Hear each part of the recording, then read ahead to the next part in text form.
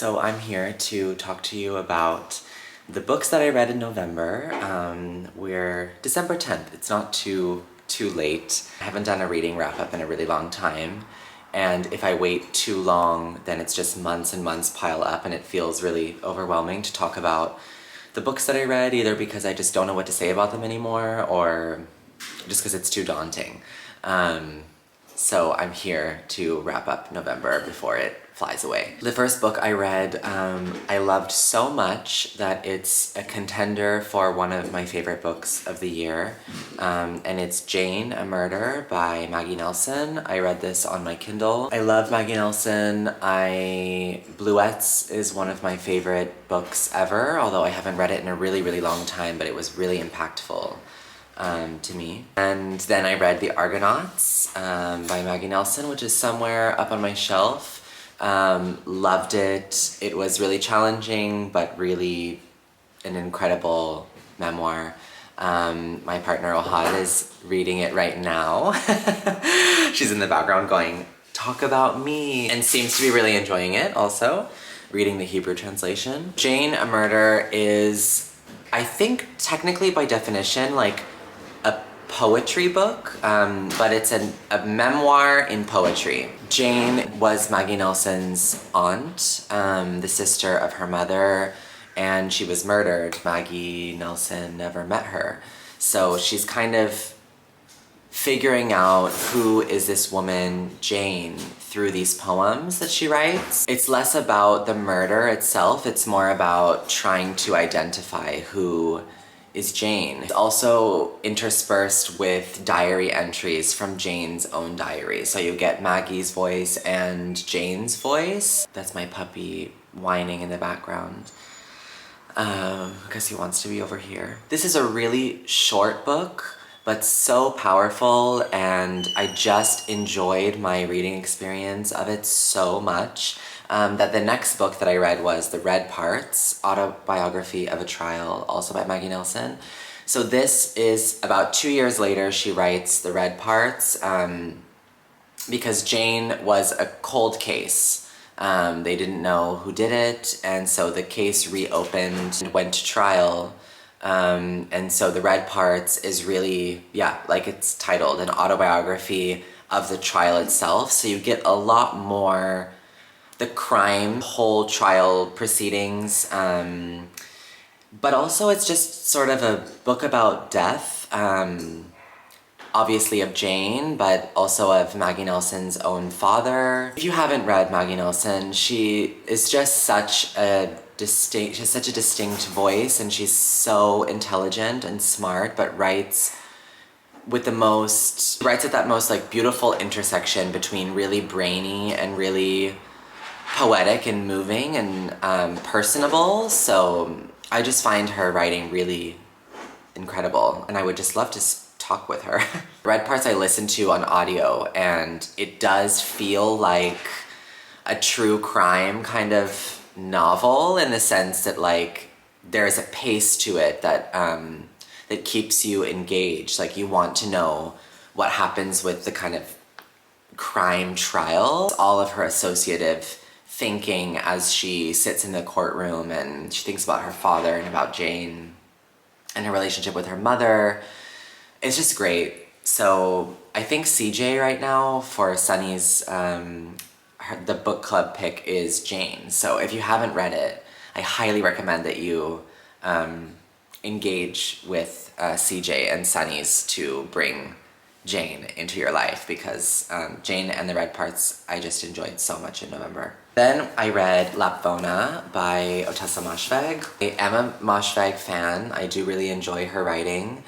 I think my favorite is still My Year of Rest and Relaxation, although I quite enjoyed Death on Her Hands also a lot. This one I did like a lot. I find her writing really compelling. I mentioned this in a previous vlog that I got to about the last 50 pages and then I went to Italy for 2 weeks and forgot it at home. And so it just kind of like shoved this weird break at like the end of the book, kind of at the like peak. And so it just a bit did a disservice to my own reading experience of it. But I enjoyed it. It was really entertaining. She's so clever, and the way that she writes her disgusting, gross, deprived, fucked up characters, I do enjoy and I find really entertaining. I don't find it off-putting. I like Moshfegh writing a historical novel, so that was exciting. The more and more I read novels, like really with a plot, the more I like when it's historical, so for it to be in her voice I thought was really interesting. A lot of people that like were dissecting the characters, like what each character represented, like religion or the internet, or and those are all really fascinating reflections, but I just, like I felt like I enjoyed it, but I didn't read too much into it or like between the lines. I just kind of read it for the story and the characters, and it was very good. If you like her, you would like it. Then I finally finished, after that, The Hard Crowd, Essays 2000 to 2020 by Rachel Kushner. I've talked about a lot of these books in previous videos, although I feel like reading wrap-ups are probably the videos that are most likely to reach people who don't watch the rest of my channel. So maybe you're one of those people and you didn't hear me talk about any of these books. Rachel Kushner wrote 3 novels: The Mars Room, Telex from Cuba, and The Flamethrowers. This is her collection of essays, definitely in homage to Joan Didion on the cover. And also, I do get Didion-esque vibes from her essays. I thought overall, she has such a crazy life, and she, you know, really lived her life in the hard crowds, like the people that are in the peripheries, the people that are in the underground, hardcore or basement sort of groups of individuals, the misfits. She has some insane stories, and she seems like the coolest lady that I would love to also talk with. Rebecca saw her talk live and said that she was just as cool as she seems. I wasn't wholly interested in all of the essays in here, which I guess it's difficult to find an essay collection that you like every single one, although I'm currently reading an essay collection of Rachel Cusk, and I love all of it. But this kind of lost me a little bit in the middle. I do like the multimedia aspect. She has a few essays about other writers, which I always find really interesting, like the one on Clarice Lispector called Lipstick Traces was really beautiful. I think that, and I mentioned this previously, that I feel like this is a really good, like the sandwich ends of this book are great. Like the opening essay, Girl on a Motorcycle, is incredible and such an amazing opening. And then the last few essays, I would say like from like the last 4 or 5 are really strong.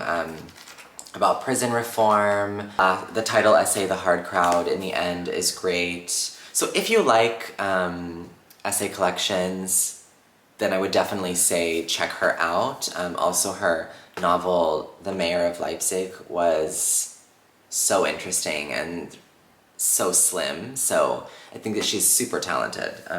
So give her a read if you aren't familiar. And the next 2 and last 2 books I read in November were both ARCs that I got on NetGalley. The first one is Still Pictures on Photography and Memory by Janet Malcolm, out by FSG, and it's published the 10th of January of 2023. Memoir, also essays. Janet Malcolm I wasn't familiar with before. It says she writes for The New Yorker and The New York Review of Books. It says, for decades, Janet Malcolm's books and dispatches for The New Yorker and The New York Review of Books poked and prodded at reportorial and biographical convention, gesturing towards the artifice that underpins both public and private selves. That's a complicated sentence. In Still Pictures, she turns her gimlet eye on her own life, a task demanding a writer just as peerlessly skillful as she was widely known to be. I enjoyed this book, but I feel like if you are more familiar with her writing, then you would like it more, I think, if you were maybe more interested in her and her voice and her life. She's basically looking at photographs of her family, which I like as a concept a lot, that each section starts with a photograph and then she kind of describes what she sees in the photograph and how it relates to her life, her past, her family, immigrating from Czechoslovakia to New York right before the Holocaust. It's very much about that and the immigrant experience, and also just the nature of memory and the kind of disappearing nature of memory, and how you can look at a photograph and you can even be in the photograph but you don't remember being there or having it taken.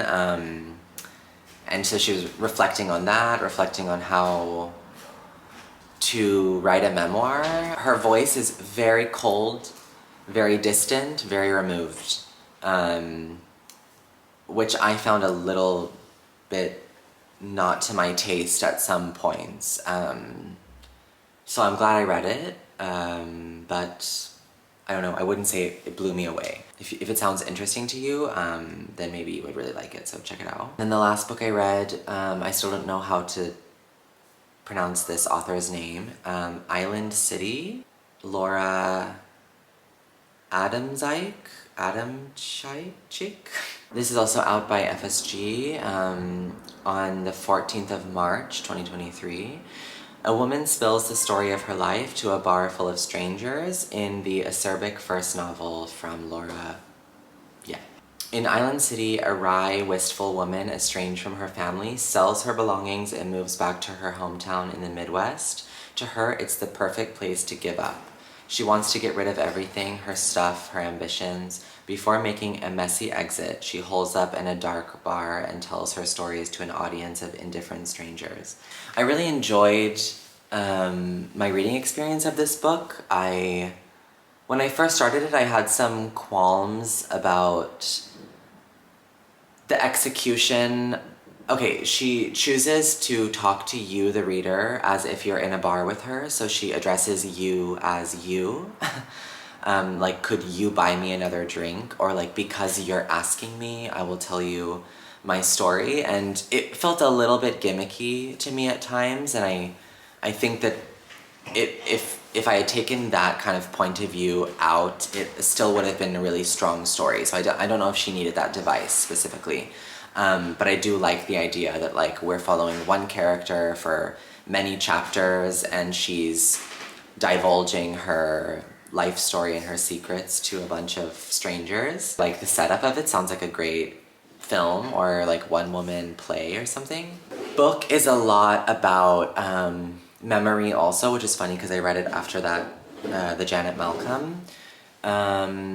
It's a really good character novel. It feels like a real person, and it feels like a real person's life in the Midwest. It is a lot about mental health and aging. Her father has some form of Alzheimer's or dementia, and it's alluded to that she might be experiencing similar things that he did when he first started having kind of episodes of that. So it's a heavy book, and it made me feel quite sad. For me to read about parents with memory loss is kind of triggering to me, and it's hard for me.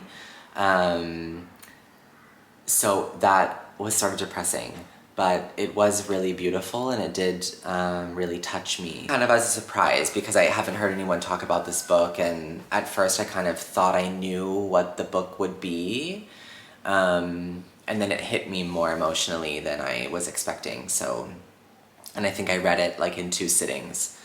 So definitely if you want to get sucked into something and you're in a place where you think you can read about those subjects and not, I don't know, spiral or something, then I think definitely look into this. And I think that I think she wrote short stories before, and it's her first novel, so I would be really curious to what she writes in the future. That's it. Was it 6 books? It's pretty good.